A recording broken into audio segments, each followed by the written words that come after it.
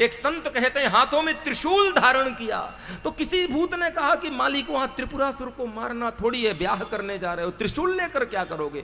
मां को लेने जा रहे हो, शादी करने जा रहे हो, ब्याह करने जा रहे हो, ये त्रिशूल की क्या जरूरत है? तो शंकर जी ने कहा त्रिशूल मैं इसलिए लेके जा रहा हूं, त्रिशूल का मतलब है 3 शूल। कौन कौन से?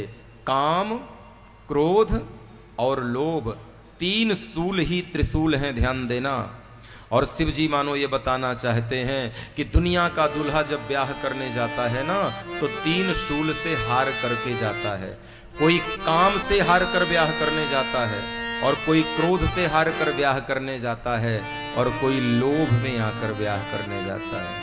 कुछ लोग होते हैं कामना से पराजित होते हैं और ब्याह करने जाते हैं। और मजे की बात बताऊं, कुछ लोग गुस्से में आकर ब्याह करने जाते हैं। यदि लड़का बीटेक बीकॉम इंजीनियरिंग कर रहा हो ना, और दादाजी की गर्दन डोल रही हो, और दादाजी बार बार बोले, दादी बार बोले मर जाएंगे तब बहू लाएगा क्या, मर जाएंगे तब बहू लाएगा क्या, तो कई बार लड़के गुस्से से कह देते हैं कर दो तुम्हारी जहां इच्छा हो। तो तुलसी कहते हैं कुछ लोग कामना के वशीभूत होकर ब्याह करते हैं, कुछ लोग क्रोध में आकर ब्याह करते हैं, और कई तो ऐसे भाग्यवान हैं कि काम से क्रोध से नहीं हारते, लोभ में आकर ब्याह करते हैं कि पापा जी ने तो कार नहीं खरीदी, शादी कर लो तो 4 चक्के की गाड़ी तो मिल ही जाएगी। कुछ लोग तो लोभ में आकर ब्याह करते हैं। और शिव जी मानो ये कहते हैं मैं काम से भी नहीं हारा, क्रोध से भी नहीं हारा, और लोभ से भी नहीं हारा, ये त्रिशूल को पहले अपने मुट्ठी में रख लेता हूं, काबू में कर लेता हूं, तब ब्याह करने जाता हूं। त्रिशूल को जीत करके ये जीव की शादी में और शिव की शादी में अंतर है प्यारे।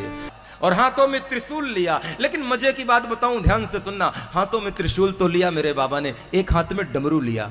और जब डमरू लिया तो एक गण ने कहा, एक भूत ने कहा वहां ऑर्केस्ट्रा करनी है जाके, क्या ये डमरू लेके शादी करने जा रहे हो? डमरू बजा के ब्याह लाओगे हमारी माँ को? रखो डमरू।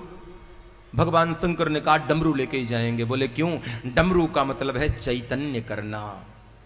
जीव को मानो शिव जी एक संदेशा देना चाहते हैं कि प्यारे, अभी तक तू गृहस्थ जीवन में प्रवेश नहीं किया था तो तू इधर उधर भटका था, सोया था, लेकिन अब गृहस्थ धर्म को स्वीकार करना है। अब तुझे चैतन्य हो जाना चाहिए, अब तुझे जाग जाना चाहिए कि तेरे से कोई त्रुटि न हो जाए, तेरे से कोई चूक न हो जाए। डमरू चैतन्यता का प्रतीक है।